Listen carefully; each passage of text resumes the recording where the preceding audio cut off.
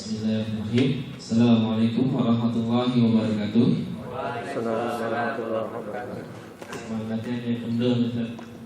Tamu-tamu hari akhir ini. Sekali lagi ya. Assalamualaikum warahmatullahi wabarakatuh. Waalaikumsalam warahmatullahi wabarakatuh. Ini 2000 orang loh. Suaranya nggak ada ya. Ayo semangat lagi dong. Ayo kita ngantuk. Kajian terakhir. 14.30 ya. Sekali lagi semangat ya. Assalamualaikum warahmatullahi wabarakatuh. Waalaikumsalam warahmatullahi wabarakatuh. Alhamdulillahirabbil alamin. Wassalatu wassalamu ala asrofil anbiya'i wal mursalin wa ala alihi ajmain. Mawadu. Pertama mereka puji syukur kita kepada Allah Subhanahu wa taala hingga di Ramadan yang ke-25 ini kita tetap diberikan kesehatan, sehat yang tidak bisa kita hitung, dan salam kita curahkan kepada Nabi kita Muhammad SAW, keluarganya, sahabatnya, dan insya Allah kita sebagai pengikutnya. Baik, Ikhwan, bila di samping kita, di tengah-tengah kita ini sudah hadir Ustaz yang akan mengisi acara kajian kali ini. Itu Ustaz Zain Rafiq. Insya Allah sudah tidak asing lagi di hadapan kita. Oh, asik. Sebelum kita mulai acara kajian kali ini, kita awali dengan baca basmalah. Baik, tema kita hari ini menjadi hamba Rabbani, langkah ke depan alumni Ramadan. Bukan Ramadhani ya, tapi Rabbani. Baik, Iwan, waktu kita sampai 1:30 adalah sesi tanya jawab. Ustaz, tafadhol, saya persilakan. Ustaz. Bismillahirrahmanirrahim. Assalamualaikum warahmatullahi wabarakatuh. Waalaikumsalam warahmatullahi wabarakatuh. Alhamdulillahirabbil alamin. Allahumma shalli ala sayyidina Muhammadin wa ala alihi washabihi ajma'in. Amma ba'du. Al-mukarramun hadirin wal hadirat rahimakumullah, shaimin shaimat. Mudah-mudahan kita semua sampai hari ini masih berada dalam kondisi yang diberkahi Allah Subhanahu wa taala. Amin. Ya rabbal alamin. Saya berdoa mudah-mudahan ini yang hadir hidupnya diberkahi Allah Subhanahu wa taala. Menyumbang acara ini dilipat gandakan rezekinya. Amin. Yang belum punya jodoh dicepetin jodohnya. Amin. Yang mudah enggak usah pakai amin. Hadirin rahimakumullah. Hari ini kita punya tema luar biasa, menjadi hamba Rabbani, langkah ke depan alumni Ramadan. Al-Quran mengisyaratkan kepada kita agar kita ini menjadi orang takwa. Ramadan mengarahkan juga kita untuk menjadi orang takwa. Banyak definisi takwa yang diungkapkan oleh para ulama. Yang pasti orang yang puasa ini dicintai oleh malaikat Allah. Karena kalau orang puasa itu sedang meniru akhlaknya para malaikat. Malaikat itu nggak makan, nggak minum. Malaikat nggak malas, nggak pernah tidur. Malaikat tidak punya usia, nggak kayak kita. Karena begitu jadi tuh malaikat, itu ya begitu usianya. Dan sampai hari kiamat nanti. Malaikat itu kalau dia nggak makan, nggak minum, nggak tidur, nggak ngantuk, taat terus kerjaannya. Memang malaikat mah nggak ada nafsunya. Malaikat nggak punya nafsu, nggak punya ambisi. Malaikat nggak laki-laki dan nggak perempuan. Tapi ada makhluk Allah, jenis manusia yang sanggup meniru akhlak para malaikat sungguh pun hanya beberapa jam. Dari subuh sampai kemudian nanti maghrib, ada manusia yang tidak mau makan, tidak mau minum karena taat kepada Allah. Padahal dia punya nafsu, padahal dia punya ambisi. Dia juga laki-laki atau perempuan. Kok masih sanggup kayak para malaikat? Hormat malaikat. Makanya orang puasa itu hadiahnya luar biasa. Modal buat puasa pun luar biasa. Kalau gak punya keimanan orang gak bisa puasa. Spanduk doang pada gede-gede kalau Ramadan datang. Hormatilah bulan puasa. Selamat menunaikan ibadah puasa. Marhaban ya Ramadan. Cakep spanduknya. Tapi lihat di pojok-pojok kota kita, di atas tulisannya hormatilah bulan puasa. Di bawahnya makan biasa. Dan kita tahu warteg Itu buka apa tutup Ramadan? Insya Allah tutup. Karena yang punya orang Tegal, orang Islam semua, namanya juga warteg barokah. Hanya, tapi insya Allah sih tutup. Ya cuman begitu, tutupnya hordeng doang. Biasanya kalau warteg hordengnya warnanya hijau atau biru. Kalau warung Padang merah atau krem, biasanya begitu. Biasanya sering mutar kan gitu. Saya lihat-lihat nggak ada yang makan. Karena yang makan pada diangkat kakinya, jadi nggak kelihatan kakinya. Kalau ada orang makan siang-siang Ramadan pakai diangkat kakinya, ditundukin kepalanya, menurut saya itu orang masih ada imannya, Cuman ibaratnya kalau orang puasa imannya 24 karat, kalau dia tinggal 1 karat, tinggal sekarat tuh imannya. Makanya hati-hati. Generasi Rabbani itu orang yang taat, Rabbani, yang berbangsa ketuhanan. Mari taat kepada Tuhan. Zaman modern ini jarang orang sudah Rabbani, jarang. Manusia dari zaman Qabil dan Habil, zaman Nabi Adam sampai dengan hari kiamat nanti, itu dipicu konfliknya hanya dari 2 hal. Pertama, kalau lebih agak maksimal ini. Pertama, nafsu perut. Yang kedua, di bawah perut. 2 kecenderungan ini yang memacu dan memicu pertentangan, konflik, persoalan, masalah dari zaman Qabil Habil sampai kiamat nanti. Mau apapun konfliknya, itu sumbernya hanya dari perut dan di bawah perut. 2 nafsu besar yang tidak bisa tunduk kecuali dengan cara puasa. Bagaimanapun juga orang Barat sungguh mengatakan mereka yang paling berbudaya katanya, yang paling hak asasi manusia. Tapi lihat, hak asasi manusia kan buat mereka. Saudara, coba alasan untuk melindungi rakyat sipil. Mereka multinasional ke Libya, ke Afghanistan, ke Irak. Tapi lihat yang ditembakin siapa? Kalau bukan rakyat sipil. Untuk orang Islam mereka tidak ada hak, saudara. Maaf, ini omongan saya ini dilatar belakangi oleh kecemburuan kita sebagai umat Muslim di dunia ini terhadap tindakan negara kafir yang ada sampai sekarang ini. Saudara, hati-hati. Nafsu perut itu bahasa modernnya adalah materialism. Hidup yang dikejar dunia terus, itu materialism. Kita lihat prinsip ekonomi yang diajarkan kepada kita, termasuk umat Islam, kurikulum di Indonesia, semua mengajarkan prinsip ekonomi adalah mengeluarkan modal sekecil-kecilnya, mengambil untung segede-gedenya.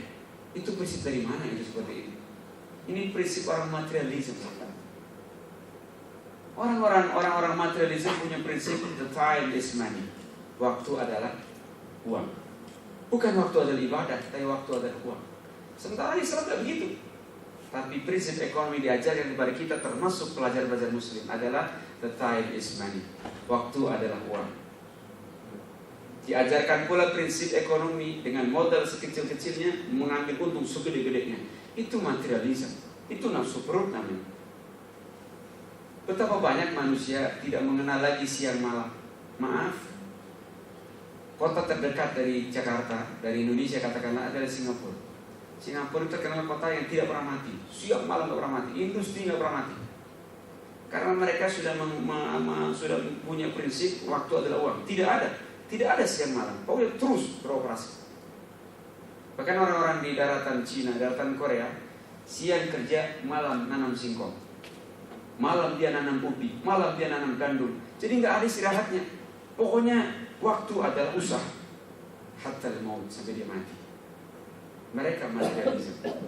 Materialisme ini adalah satu kebenaran yang standar yang materi. Pokoknya orang dianggap bagus kalau materi cakep. Gitu. Islam tidak mengajarkan seperti itu. Nafsu di bawah perut adalah bahasa modernnya hedonisme.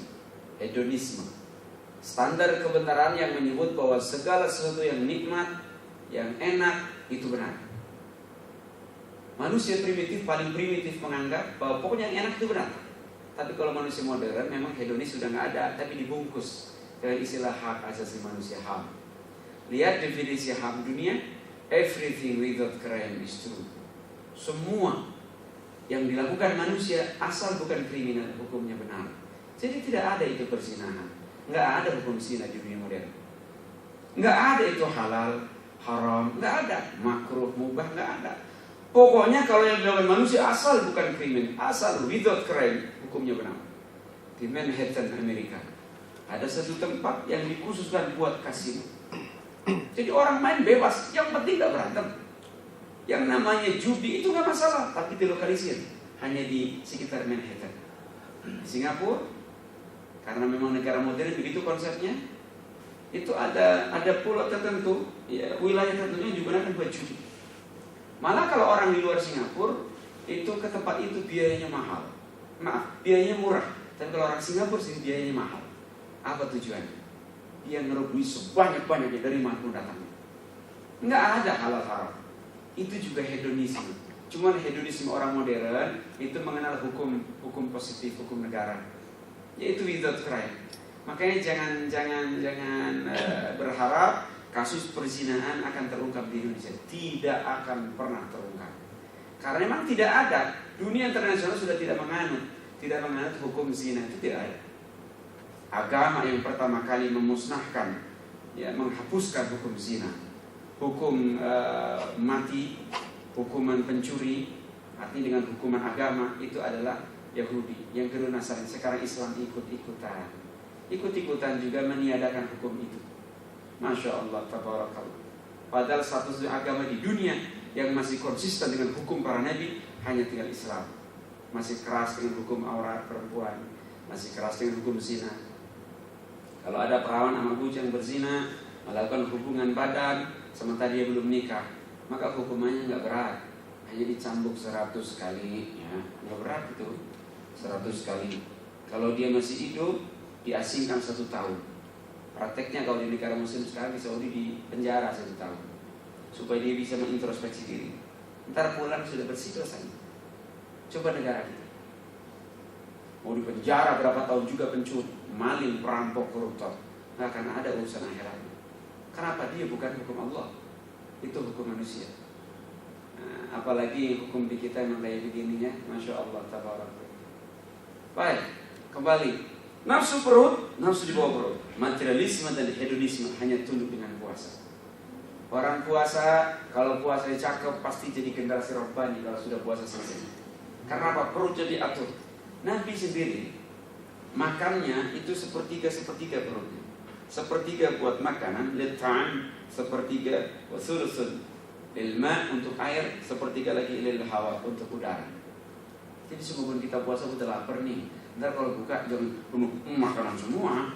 Kalau makanan semua, udara di mana? Makanya kita kentut baik urusannya. Karena nggak ada tempatnya udara. Hati-hati. Kalau lagi puasa, maaf, jangan pada ngomongin orang. Ya termasuk ini juga laki-laki juga banyak yang hobinya begitu. Kalau ada misalnya lagi puasa ini ada orang begini, kok sini kok ada info baru. Berarti ngerumpi nih. Jawabnya tegas. Kita lagi pada puasa. Ntar sia-sia pahala puasa kita. Kalau mau ngomongin orang, ntar aja habis taraweh. Geser kalau begitu. Jangan. Hati-hati, banyak orang hidup ngejar puas, padahal puas bukan kebahagiaan. Hati-hati, puas sama senang sama bahagia itu beda. Kalau puas, biasanya dipicu oleh nafsu ragawi. Lapar, kenyang, puas. Haus, minum, puas. Itu nafsu ragawi. Kalau senang, biasanya nafsu cita-cita, nafsu hamiyah, nafsu keinginan. Kita kepingin apa, dapat, rasanya senang. Tapi itu bukan bahagia dua-duanya. Yang namanya bahagia adalah hidupnya tenang, ibadahnya istiqamah, meninggalnya husnul khatimah, nanti di akhirat dapat surga. Itu orang bahagia. Berarti bahagia belum final. Kapan finalnya? Nanti kalau sudah ada surga.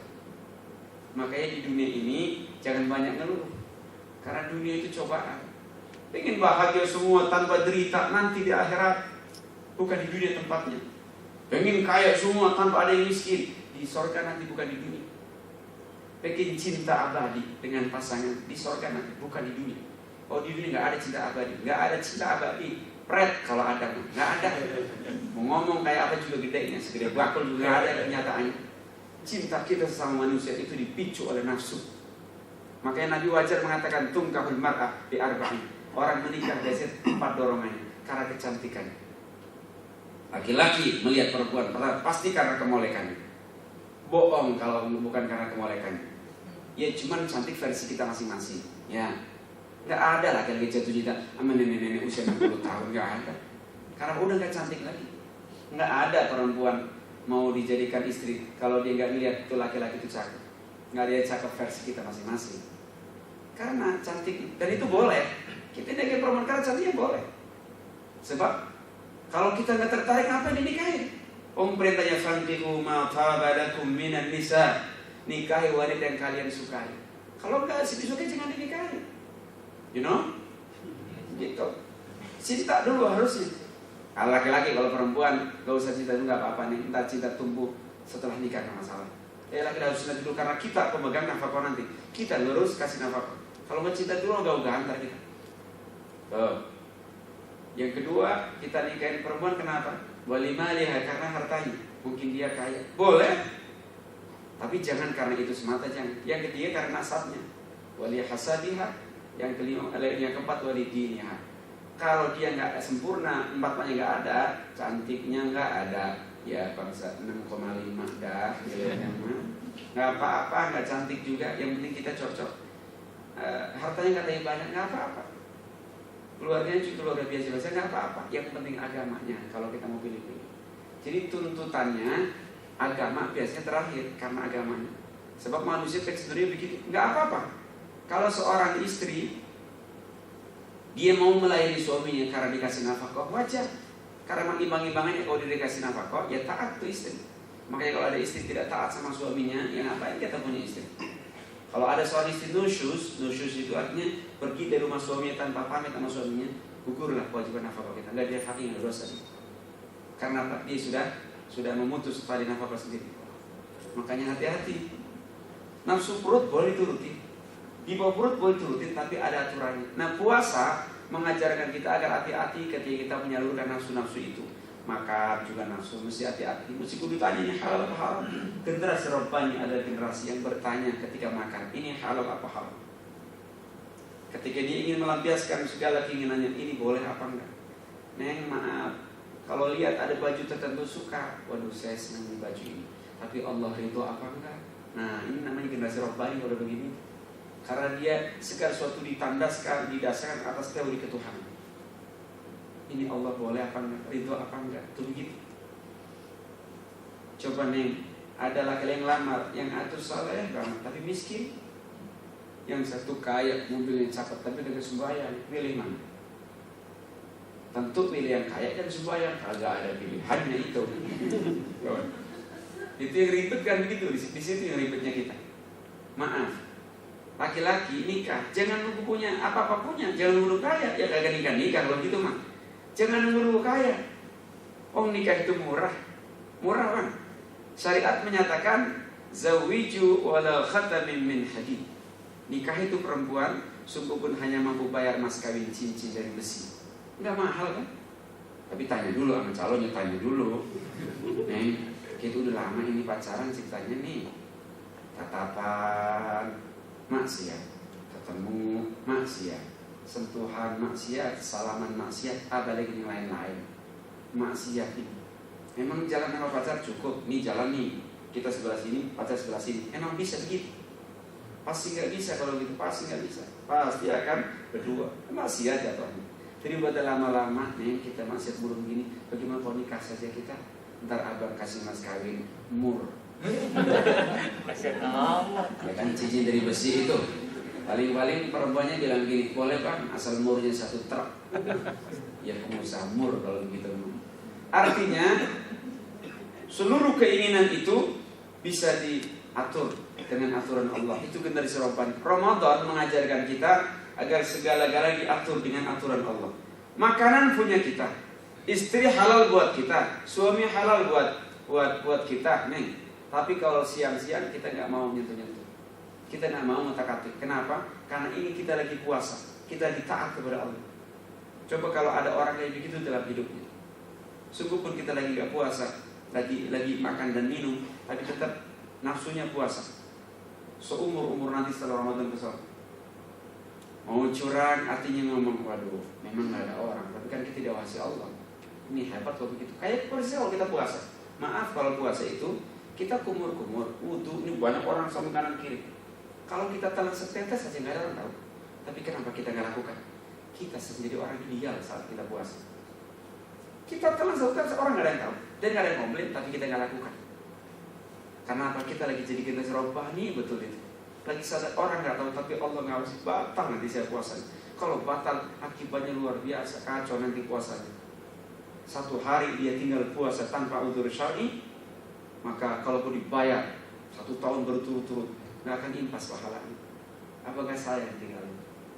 Makanya ulama nyaranin kalau kita lagi puasa, dohor ke sana, kalau wudu itu nggak usah kumur-kumur juga sah, asal bibirnya basah. Ini bibir anggota wudu. Jadi jangan sampai kalau wudu nggak basah. Ini perempuan banyak wudunya salah. Pakai lipstick, lipstick nggak dibuka dulu, nggak dihapus dulu, wudu nggak sah. Karena apa? Ini air nggak bisa nyampe ke bibirnya, karena kalis itu minyak. Wajib dibuka dulu. Ntar pakai lagi, ntar. Pokoknya saya sama ada perempuan wudu begini, diumpetin bibirnya. Mana bisa sah begitu wudu? Kalau lagi puasa, ya itu kita dididik agar jadi generasi robbani. Buktinya apa? Nggak ada orang ngawasin, orang kita telan air juga nggak ada orang tahu.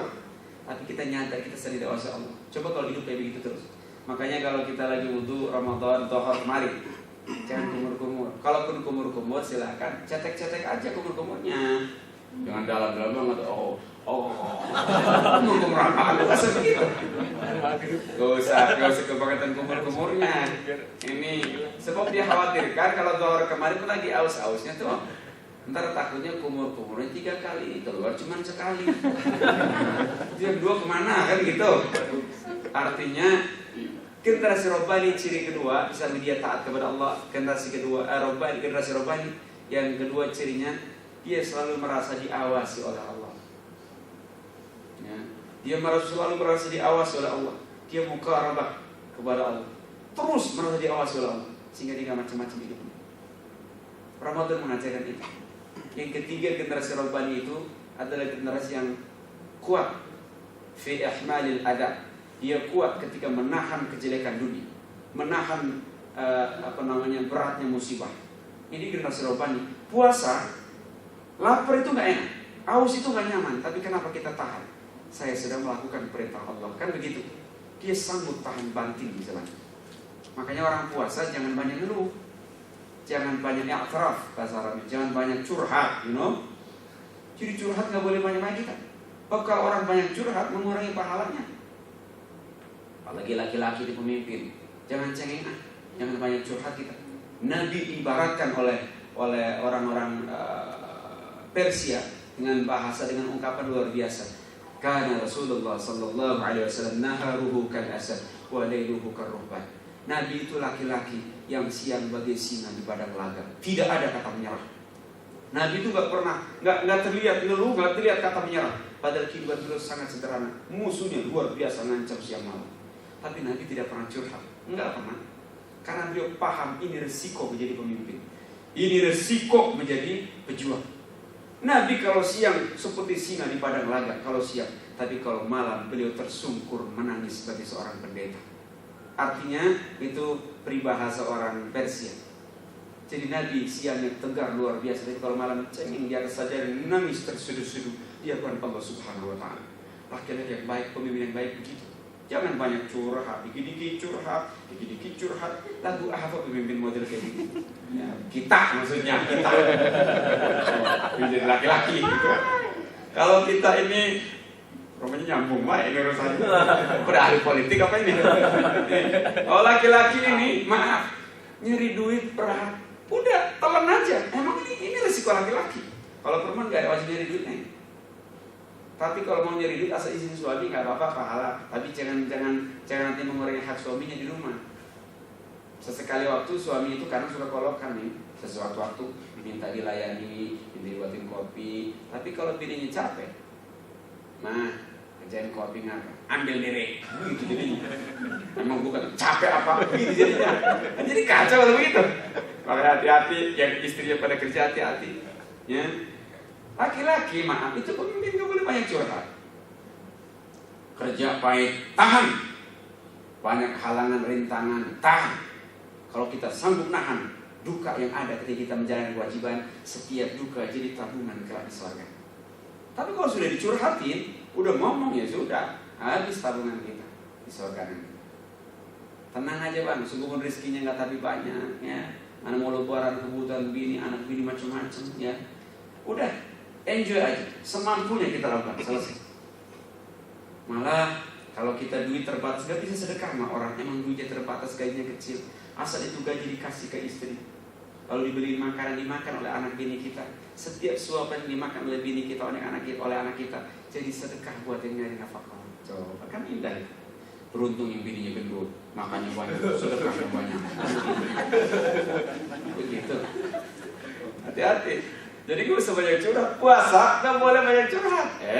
Asal puasa, asal temennya lewat dipanggil. Sini. Ada apa pak? Lapar banget. Gak usah banyak curhat. Nah itu orang puasa. Orang puasa itu lapar. Jadi gak usah banyak curhat. Orang puasa itu aus. Gak usah banyak curhat. Ada yang ngomong begini, enak kali kalau jadi ustaz kali ya. Puasa udah enak namanya rumah. Udah enak ya puasa. Udah gak lapar sama aus kali dia. Sama gue emang. Puasa juga. Apalagi kalau habis ceramah gini siang-siang. Ini rasanya keterparuan. Masya Allah, tabarakallah. Itu biasa namanya gitu. Gak usah terlalu banyak. Makanya kalau ada orang minum siang-siang di depan kita lagi, ngelewein lagi. Enak banget ini, enak banget. Kita dia. Mana gelas gede bener ya. Gelas jumbo gitu. Meledek. Esnya menari-nari itu esnya, Masya Allah. Di depan kita dia minum. Enak banget ini, enak banget ini. Minum. Bacain ta'awuz di depan dia. Terjemahin bahasa Indonesia. Kencangin. A'udzubillahi minasyaitonir rajim. Terjemahin. Aku berlindung kepada Allah dari godaan setan yang terkutuk gitu. Siapa lagi dia kalau gue jadi setan? Makanya nih, sebelum lagi menstruasi boleh nggak puasa? Silakan minum makan, tapi ngumpet. Yang di depan ngomong. Sorry ya, kita lagi gak puasa nih sore ini. Itu mantap banget ini. Ini ada di TV, oh no. Makan depan kita. Bacain tahu tuh orang minum. Kalau makan, ngumpet sono. Baik. Yang repot tadi nerangin sama anak-anak bu. Ibu makan. Lah bocah ngerti, tahu ini bocah TPA. Loh, mama gak puasa. Mama lagi halangan. Maksud mama, ya perempuan itu setiap bulan, nah itu ada halangannya. Maksudnya apa? Maksudnya kan susah teranginya. Maksudnya perempuan itu setiap bulan ada datang bulan. Emang bulan datang kemarin? Susah dong diteranginya. Ntar kalau udah gede lu terangin. Makanya kalau lagi nggak puasa ngumpet. Generasi robbani ciri ketiga, ya dia tahan uji. Puasa ngajari kita buat tahan uji. Yang terakhir kelima, ciri generasi robbani yang kelima adalah dia punya mental sami'na wa ata'na. Ya Allah, kami dengar ya Allah, kami akan taati. Kalau ada orang hidup sudah kayak begitu, biar baik, ini perintah Allah. Laki-laki perempuan dididik dalam agama, laki-laki untuk jadi laki-laki tulen, perempuan untuk jadi perempuan tulen dalam agama. Islam mengarahkan laki-laki untuk jadi laki-laki, perempuan untuk jadi perempuan. Zaman modern kadang-kadang nyaru-nyaru, you know nyaru-nyaru. Laki-laki tapi kayak perempuan, perempuan tapi kayak laki-laki. Dalam Islam dilaknat hukumnya. Laki-laki pakai baju perempuan, perempuan pakai baju laki-laki. Laki-laki boleh punya duit banyak, bisa beli emas silakan, bisa beli sutra silakan, tapi laki-laki nggak boleh pakai itu. Nabi melarang. Jangan berhak pakai itu perempuan. Sebagai kompensasi karena perempuan berat tugasnya. Dia sudah taat sama kita. Dia boleh pakai emas pakai sutra. Laki-laki nggak boleh. Kalau mau berhias, cukup maksimal pakai cincin perak boleh tuh laki-laki. Atau dia bawa perak tuh boleh ya, cincin kawat, boleh cincin kabel, aluminium, ya kuningan, seng, boleh. Karena laki-laki takdirnya pemimpin harus sederhana. Ini mah Masya Allah, ada suami pakai cincin emas 24 karat, giliran bininya pakai cincin plastik, hadiah dari Ciki. Masya Allah, tabarakallah. Mungkinkah laki-laki begitu disebut generasi robbani? Bagaimana dia bisa punya baik dunia akhirat? Dia aja berhias begitu. Laki-laki nggak boleh terlalu pesolek, bang, nggak boleh terlalu pesolek. Memang laki-laki boleh nggak pakai make up?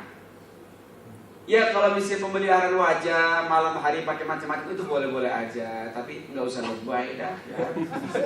Kalau perempuan kan kadang-kadang kan suka dananya kan lebay kalau malam tuh, masya Allah.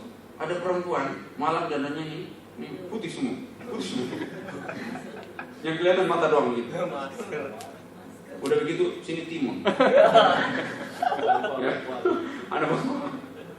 Masya Allah ngeri bener sama laki galak. Waduh kacau kalau ada begini begitu. Ini kan saya sering-sering berkali-kali nih pasien ini yang udah punya suami atau yang belum punya suami. Hati-hati. Ya dandan kan bagusnya kan untuk suami bukan untuk orang lain. Mau ke kantor doang berdandan cakep-cakep ke kantor wangi, kondangan wangi, arisan wangi, ngantar bocah wangi, ya ke pasar wangi, kondangan mesti wangi, arisan juga. Ke warung masih wangi, jemput bocah masih wangi. Giliran tidur sama laki warna mason. Ya kayak begini kan kacau. Oh, jangan gak usah ketawa-tawa apa. Hati-hati. Oh malah ada istri yang galak banget sama lakinya.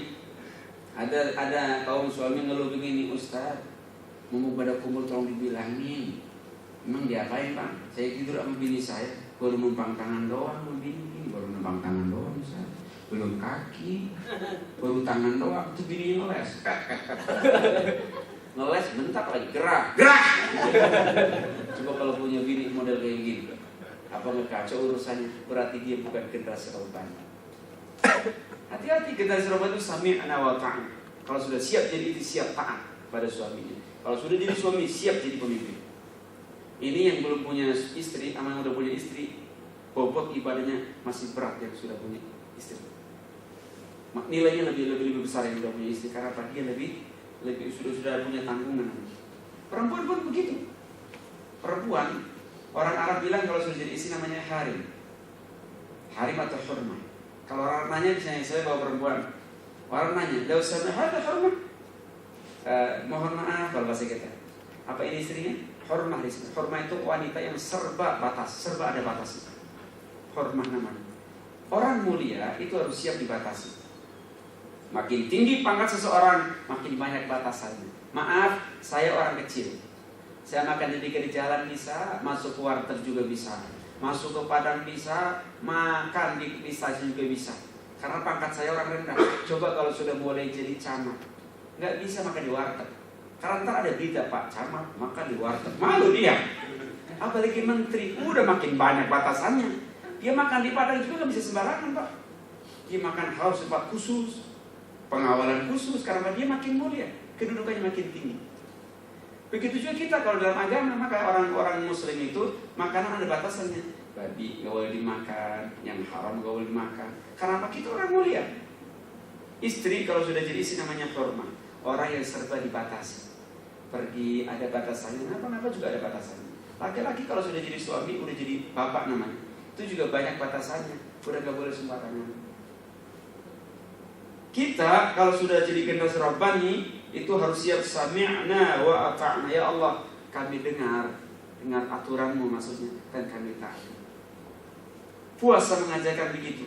Maaf, tarawih yang rame awal Ramadan, yang rame masjid kita terasa sempit, musola terasa kecil. Padahal bahkan lihat ibu-ibu kalau di awal Ramadan datang, masya Allah, tabarakallah, semangatnya luar biasa ibu-ibu. Dan waktu Isya belum datang, sejadah udah di masjid, pada pasang kapling. Coba waya-waya kayak begini. Lihat, saya biasa muter kemana-mana tarawih, saya lihat di mana-mana tarawih mengalami banyak kemajuan, pesat majunya, safnya bermaju. Ibu-ibu kadang-kadang bawa bapak sama, kadang-kadang mau tarawih imamnya datang duluan, jumanya belum ada. Kita tanya itu kok Ani kemana? No, nggak datang ini tarawih lagi ngajak kembang goyang habis ketahapan Ustaz. Kagak sempet. Dari tarawih di rumah sendiri, gitu katanya. Oh iya, mudah-mudahan masih sempet tarawih. Pak Arman kemana? Lagi ke ITS ya Ustaz. Pada malam kemananya nyari sepatu buat lebaran, belum dapet Ustaz. Tarawihnya ditinggal ya, mall yang ramai. Ya, artinya apa? Ini generasi muda kayak begini kurang bisa diarahkan ramanya. Tarawih Siapapun yang jadi imam, biar orang yang lebih miskin dari kita, dia lebih pendek dari kita, mungkin jabatannya lebih rendah dari kita, mungkin duitnya lebih banyak kita daripada dia, tapi ketika imam sudah mulai takbir Allahu Akbar, siapapun tuh makmum, hatta presiden sekalipun, tetap wajib ikut Allahu Akbar. Itu satu simbol ketaatan yang luar biasa, tidak ada dalam agama manapun di dunia ini. Tuh. Kalau sudah imam mulai Allahu Akbar ruku, tidak ada pilihan lain. Makmum siapapun dia ruku Allahu Akbar. Makmum imam nggak boleh dendam-dendaman. Model kayak kita kan suka dendam-dendaman ini ya. Kalau berangkat tarawih nanya dulu imam siapa, imam lagi imam siapa, imam. Karena kalau imamnya kalau udah sering tarawih kan pengalaman tuh. Kalau si Anu cepetan dia imamnya, kan suaranya kagak enak ya. Kalau yang Anu agak enak suaranya lama banget. Ini suka ngeluh. Ada aja yang dikeluhin jamaah. Hati-hati. Kalau kita tarawih kita mantap, cakep, insya Allah itu juga akan mendidik kita menjadi sami'an wa ta'an. Ya kalau dendam-dendam ya kacau. Ada imam memang udah sepuh, kagak pernah mau diganti. Iramanya udah susah didengerinya, ya. Kemudian panjang mas sembahyangnya.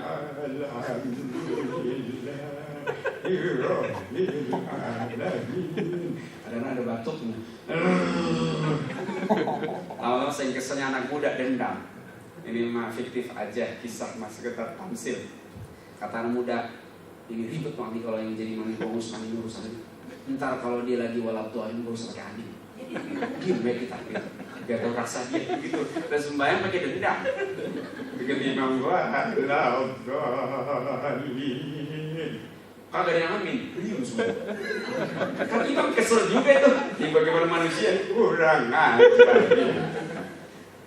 Ya kata artinya tuh gini, balas nanti. Begitu orang kedua, kagak diaminin juga. Kesel tuh imam. Kapan gue balas ini? Begitu tahiyat akhir, lampu mati. PLN, mati. Seperti biasa, PLN kagak pernah ngasih tahu mati. Mati, gelap. Kata imam dalam hati, ini dia kesempatan. Dia udah selesai tahiyat, dia salam sendiri aja, didengar sendiri. Musola zaman dulu suka ada pintu di depan pengimam. Keluar dia. Kapur. Nah itu jamaah kan masih tahiyat kayak begini. Imam udah makan kolak di rumah. Ya udah minum, segala macam itu zaman ini. Musola masih begini tangan ini. Dia kayak salam-salam. Begitu lampunya lebat, imam kagak ada. Ini kalau ibadah model dalam itu hancur sudah. Ini besok 2014 partai mungkin kalau nggak ada verifikasi bisa 100 partai di kita Indonesia. Nenek-nenek nanti kagak keluar-keluar di waktu pemilu. Lebih deh karena partai kebanyakan. Zaman dulu partai 3 aja berantem mulu, apalagi sekarang. Dulu zaman P3, Golkar, PDI berantem mulu, masing-masing punya dalil, punya pembenaran. Kata P3 begini, partai yang terbagus partai kami. Kenapa? Nomor 1. Juara lari yang jadi juara pertama berapa? Juara berapa? Juara pertama. Kami nomor 1 paling bagus. Kata Golkar, ya. Tapi ingat P3, kata Golkar. Yang namanya orang lari memang juara pertama yang nomor 1. Tapi ingat, larinya kakinya 1 atau 2. Gitu. Oh iya. Ya mesti 2, kalau 1 nggak bisa jadi juara. Jadi tetap partai kami yang bagus. 2, kakinya 2. PDI dengar itu perdebatan gini apa kata PDI? Boleh. You ngaku paling hebat, silakan. You ngaku paling hebat, silakan. Tapi saudara mesti ingat, juara lari memang nomor 1 jadi juara, oke? Kakinya pun 2 kakinya baru bisa jadi juara. Tapi ingat, betapapun larinya kayak apa juga, tapi kalau hitungannya ingat, ada 1, 2, 3 baru lari. Kalau cuma 1 lari diskualifikasi, nggak jadi juara. 1, 2 lari enggak jadi juara. 1, 2, 3, ya kan begitu. Maka yang bagus adalah partai kami. IGTW-nya punya dalil, semua partai punya dalil. Ya cuman jangan berantem urusan bikin tarawih. Silakan pilih. Mau pakai pendapat madzhabul arba'ah, Maliki, Syafi'i, Hambali, Hanafi, Wahabi di Saudi Arabia, Salafi di Timur Tengah, semua tarawih final, nggak ada pendapat lain. Tarawih 23 rakaat. Pertengahan tarawih sampai ujung ada kunut. Syekh Abdul Mansur di Mekah kalau kunutnya lebih kira-kira bangsa 20 menitan. Itu kunutnya aja 20-an menit. Kalau kita udah kelar sembahyang tarawih, udah kelar. Ini masih kunut. Jadi kalau tarawih pendapat yang asah seluruh dunia ini 23 rakaat. Kalau qiyamul lail 11 atau 8. Jadi kalau tarawih kalau di Saudi, kalau tarawihnya dia sudah pakai witir, ntar malam dia tahajud 8 rakaat. Qiyamul lail. Kalau dia belum pakai witir, nanti malam dia 11. Itu pendapat asli tarawih begitu. Enggak ada pendapat lain. Tapi ada tapinya. Kan enggak semua orang kuat 23. Enggak semua orang kuat. Motor-motor ini enggak kuat ini. Enggak kuat ini 23. Kuat. Nah, kalau enggak kuat 23. Boleh nggak pendapat lain? Nah, setelah generasi Ibnu Taimiyah kemari, Islam haluan mujaddid, Islam modern menganggap tidak usah harus 23. Kita ambil standar qiyamul lail pun sudah cukup. Ramadan segitu, 2 Ramadan segitu, 11 rakaat. Silakan juga nggak masalah. Karena apa? Karena generasi modern nanti kalau dipaksa harus 23 kayak madzhab 4 atau kayak di Mekah Madinah, mungkin ada yang nggak kuat. Nanti lama-lama dia meninggalkan masjid nanti. Oke lah, ambil standar qiyamul lail boleh, 11 rakaat boleh. Gak kuat 11 rakaat, ya minimal dia sholat sunnah lah malam itu. Sungguh pun hanya mampunya 2 rakaat. Ntar tutup pikir 3 jadi 5. Ya masih banyak juga itu Ustaz, masih banyak juga itu. Saya kan orang-orang capek Ustaz, bisa gak disingkat lagi? Ya bolehlah ambil witirnya aja dah. Witir berapa rakaat Ustaz? 3 rakaat. Ya masih banyak juga itu. Bisa gak diringkas lagi? Ya witir minimal 1 rakaat. Saya pilih yang atur kata Ustaz. Tapi kalau kita cuma 1 rakaat ya sembahyang tarawih, kayaknya bukan tarawih deh itu namanya. Lagi pula heboh di persiapannya itu mah. Wudhunya heboh, nyari sarungnya heboh, nyesuaiin warna sama pokoknya heboh, ngajak anak birinya heboh, nyari muknanya heboh, sajadah heboh, gelar sajadahnya, bersihin tempatnya heboh, kira sebaik mana tuh rakaat. Kali malaikat geleng kepala kali. Atur rakaat ini orang. Kalau bahasa kita mah dicatat tanggung, nggak dicatat sembahyang kan begitu. Artinya jangan, nggak usah pada berantem urusan rakaat, silakan aja lah. Yang 2-3 cakep, nggak mampu ya 11, nggak masalah. Ini mah bangsa kita ini Pak Obuy berantem mulu dari ini jelek banget biasa begini. Maaf, sekedar fiktif aja digambar. Ada masjid di kampung 23 rakaat. Pendatang kayak cocok, diriin lagi masjid baru lagi. Caranya 100 meter, ini masjid gede, ini toa, ada pesona, ini toa, ada kencang. Ini tengil lagunya fanatik, anggap dia paling benar. Ini pun nggak tahu dalil. Ustadznya juga cetek ilmunya. Ramadan datang mestinya jadi perekat, malah jadi bentrok. Habis tarawih 11 ceramah ustadznya, nunjuk-nunjuk ke masjid sebelah. Saudara-saudara, jangan ikut-ikutan masjid 23 rakaat. Itu bid'ah sesat, neraka. Puas kan dia? Yang 2 beli denger, yang tuangan ke sono. Kurang ajar dia. Emang dia doang bisa begitu? Yang 2 ngomong Ustaz, ayo balas. Yang 2-3 naik ceramah, nggak mau kalah, nunjuk juga. Ini jelek banget begini. Saudara-saudara jangan dengerin Ini 11 rakaat, ini 11 rakaat itu yang sesat, neraka. Ada preman pada lewat, bilang untung kita gak pada terawih. Ini neraka orang neraka, ini gak terawih kan begitu. Tentu ini bukan generasi robbani kalau begitu.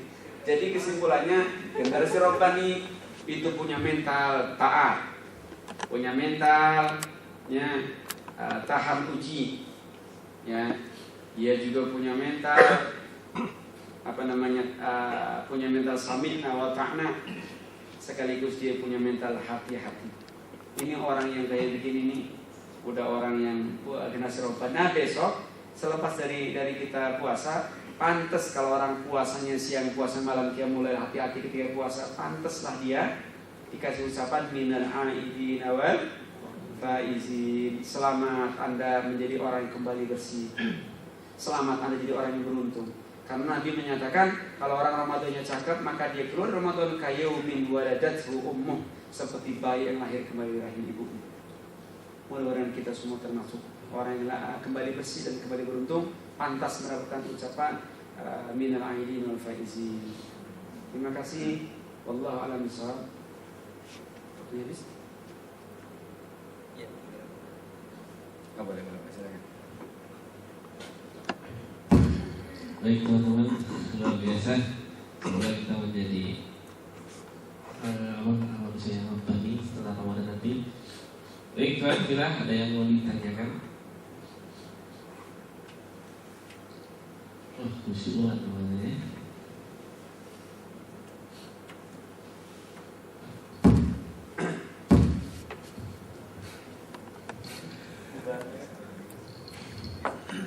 Assalamualaikum warahmatullahi wabarakatuh. Waalaikumsalam. Jadi hamba rohani tentunya kan cita-cita kita.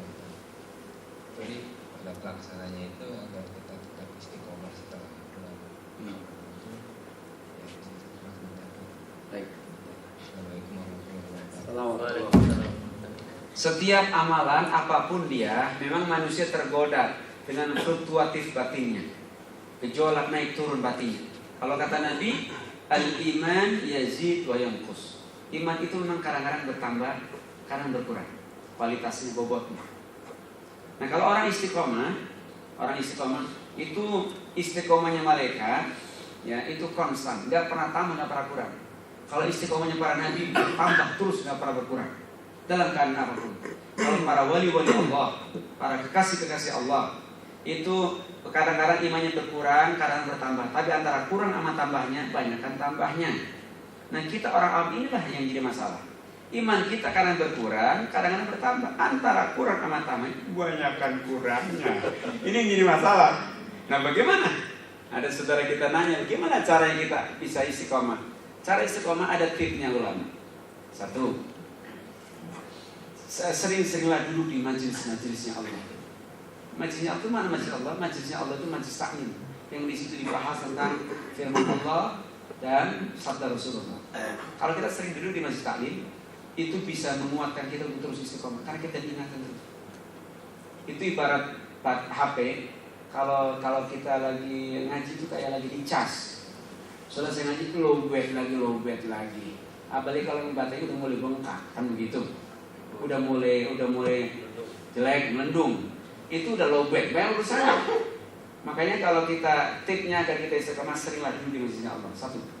Yang kedua, agar kita ini istiqomah, ya, itu ingat-ingat atau deketi orang yang kena musibah, orang yang sakit. Seringlah nanya orang besuk orang sakit, takziah atau orang meninggal dunia, supaya kita teringatkan terus. Salah seorang ulama ahli tasawuf, kalau keliru nih, itu ya orang ahli tasawuf yang zaman dulu kan banyak, antara Sultan Asawi, ya, Taqiyuddin Dimsyaki, macam-macam ulama itu. Itu di antara beliau ulama-ulama yang ahli tasawuf itu, kalau dia sudah mulai malas ibadah, beliau menggali lubang di dekat rumahnya untuk kuburan gitu. Nanti dia akan masuk ke lubang itu, dia akan tidur miring ke sebelah kiblat. Lalu dia akan nasihat sama diri sendiri, sadarlah kamu bakal dikubur di sini. Ngapain di dunia kalau nggak ibadah? Begitu caranya. Karena apa? Karena memang tip kalau ada orang kepengen istiqomah terbangun terus. Langkah kedua adalah sering-seringlah besuk ke orang sakit supaya kita sadar bahwa kita lemah. Sering-seringlah takziah ke orang meninggal dunia supaya kita tersadarkan bahwa kita juga mau mati. Tip yang ketiga, kalau kita ingin istiqomah, makanlah yang halal, makan minum yang halal, ya, berpakaian yang halal, beraksesoris yang halal. Karena kalau makanan minuman halal, ibarat orang Arab bilang at-ta'am kamithlil bitrul. Yang namanya makanan itu seperti bahan bakar. Kalau bahan bakarnya cakep, ya, lari kendaraannya bagus, mesinnya juga awet. Tapi kalau bahan bakarnya campuran, ya, maka mesin juga larinya nggak maksimal, dia juga akan rontok. Jadi tip yang ketiga ada kiri istiqomah, makan minumlah yang halal, berpakaianlah, beraksesoris dengan cara yang halal. Seperti yang dicontohkan Nabi. Makanya laki-laki kalau dia punya jenggot nih kalau dirawat dengan niat ikut sunnah Rasul berpahala. Setiap helai rambutnya ada kebaikan. Begitu. Jadi kalau istri lihat suaminya itu pakai jenggot itu lebih istiqomah. Orang yang pakai jenggot biasanya dia jarang stres. Karena kalau lagi stres ada mainannya.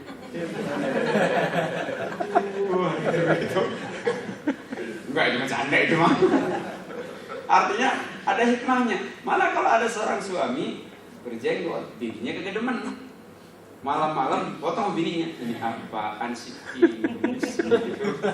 Begitu bangun dia tuh. Ini kemana? Maka istri yang model kayak begitu itu istri yang jelek dan dia berhak dipukul dalam istilah agama. Tidak harus pukul begitu enggak? Berhak dididik. Berarti dengan nyadar. Laki-laki itu boleh. Tapi kalaupun dia dicukur nggak apa-apa, asal jangan benci sama sunnah Rasulullah. Kalau benci jadi maksiat, begitu. Tapi kalau ada perempuan, kalau ada jenggotnya malah sunnahnya dicukur, Bu. Kalau perempuan kelainan namanya. Tapi kalau laki-laki, sunnahnya ini sejak dari sini. Kalau kita punya zaman, kalau saya nggak punya zaman, karena turunan saya, engkong saya ke atas cuma sini. Jadi nggak ada ini. Kalau ada laki-laki dari sini udah tumbuh sampai kemari, ini sunnah dirawat, tapi ini sunnah dicukur. Ini sudah dicukur. Makanya kalau saudara umroh atau haji akan lihat orang-orang India, orang-orang Saudi, orang-orang Arab lah. Itu kalau lagi halik, lagi cukur, tahallul, dia akan mengatakan, halik kullu. Kata orang cukur, cukur semuanya. Kalau dibilang, na'am kullu, maka dia akan gundul. Atau kita bilang sifar, 0, berarti gundul. Tapi kalau kita mengatakan wahid senti, 1 senti, ya cuma 1 senti aja gitu kan. Tapi kalau dia udah cukur semua, pasti dari sini kemarin dia nggak berani nyukur. Dia pasti akan izin. Ada halik kita, ini akan dicukur juga. Dia akan izin karena kalau ini cukur ini urusan agama, ini badan. Ini dari sini, biasanya orang gurul total, licin. Ini dari sini kemarin ini masih dibiarin tumbuh. Dan banyak orang-orang Saudi begitu. Karena disunahkan sejak di sini, sejak sini sampai kemarin. Orang Yahudi dirawat semuanya. Orang Yahudi ini panjang, ini juga panjang. Malah ada orang Yahudi ini panjang dilebihin. Ini kabir-kabir lebih sini. Itu rahib-rahib Yahudi. Kalau orang-orang Nasrani yang dipanjangin ininya. Orang Muslim biar beda, dibedain sama Nabi yang disunahkan sininya. Tapi ini jangan panjang amat, setara dengan gitu. Jangan kabir-kabir orang Yahudi. Ini. Kemudian kalau punya jenggot jangan dikepang kayak Pepi. Karena kalau dikepang itu larangan, itu nggak boleh kita orang Islam. Kurang pas, karena itu akhlaknya bangsa Fir'aun dulu. Jadi nggak usah dikepang. Akhlaknya orang-orang Barat kan gitu, orang Yahudi begitu. Jangan dikepang, tapi dibiarin aja begitu. Nah, terus ininya dicukur. Atau kalaupun mungkin suka miara jenggot kumis, boleh dirapiin lah. Jangan sampai ini nyebrangin. Itu makan di kalau mau kopi kesari gitu.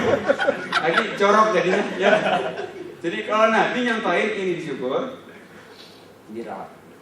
Nabi jenggotnya dalam satu riwayat itu memang dari zaman beliau kemarin hitam pekat dan beliau ikal jenggotnya.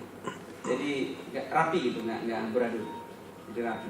Kalaupun saudara punya jenggot cuma 5 lembar, itu namanya jenggot Pancasila. Tuhan yang Maha Esa, Maha Beradab, satu di Indonesia bisa dihitung namanya. Tetap kalau niat ingin sunnah Rasul, tetap boleh dan berpahala. Jadi kembali istiqomah, 3 caranya. 1, hadir di masjidnya Allah, termasuk masjid zikir, masjid taklim gitu ya. Yang kedua, sering-sering besuk ke orang sakit atau taziah ke orang meninggal supaya kita tersadar. Yang ketiga, makanlah, minumlah yang halal saja. Pakai aksesoris yang halal, syukur-syukur kita pakai aksesoris sunnah Rasul. Karena kalau kita pakai sunnah Rasul, kita juga malu. Maaf, kita pakai peci begini. Kira-kira ke 21, pede nggak? Nggak pede kita. Kalau kita udah mau ke 21, biasanya teman kita mau, itu peci buka. Iya, buka begini. Karena kalau dibuka itu kita pede masuknya. Kalau pakai begini, lalu apalagi pakai sorban, assalamualaikum. Kita aliran ya gitu. Pakai jilbab, kalau macam-macam malu dia, ya kan begitu. Jadi pakai aksesoris itu penting, sungguh pun itu semua proses. Wallahu a'lam bishawab. Baik, tidak terasa ada setengah 2.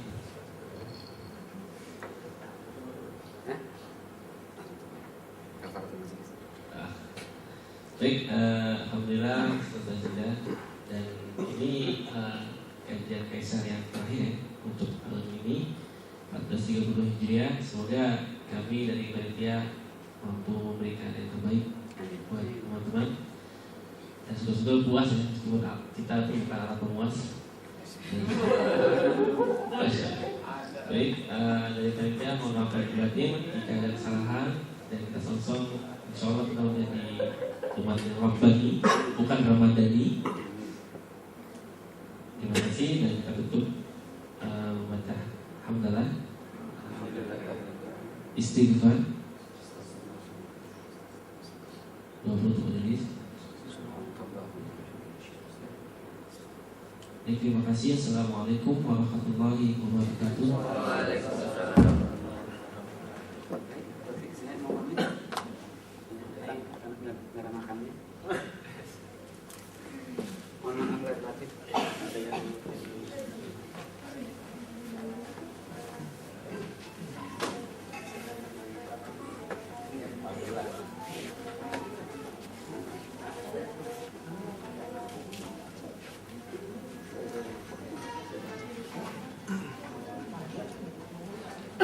Assalamualaikum. Pak Haji, gimana kabarnya?